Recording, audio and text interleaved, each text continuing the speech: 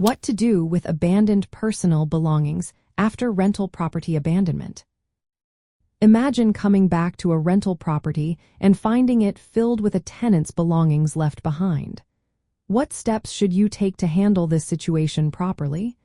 Let's walk through the process to keep everything legal and fair. First, you need to confirm the property is truly abandoned. Look for signs like unpaid rent, the tenant not responding to notices, or personal items missing. Make reasonable efforts to contact the tenant by phone, email, or mail. Document everything carefully, including dates and your attempts to reach them.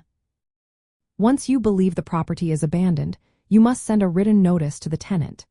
This notice should state that you believe the property has been abandoned and give a clear deadline for them to reclaim their belongings.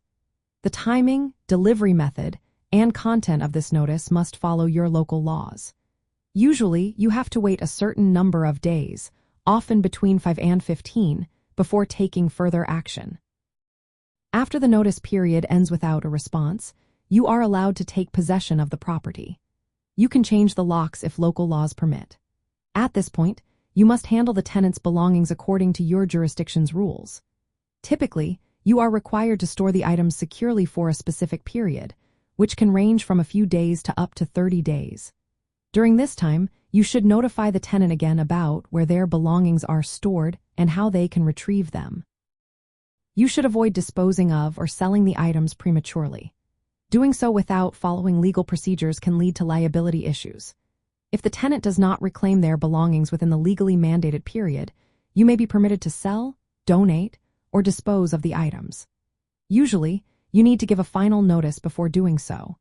Any proceeds from the sale might be used to cover unpaid rent or damages, but you must keep detailed records of all transactions and notices. From a legal and financial perspective, it's essential to document every step. Keep copies of notices sent, records of attempts to contact the tenant, and notes on the condition of the belongings. This documentation can be very helpful if disputes arise later.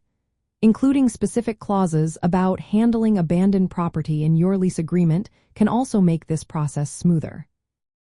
Always consult with legal professionals or property management experts to ensure your actions follow local laws. Handling abandoned belongings carefully protects you from liability and helps you recover costs related to tenant abandonment. Remember, patience and proper documentation are your best tools in managing these situations smoothly.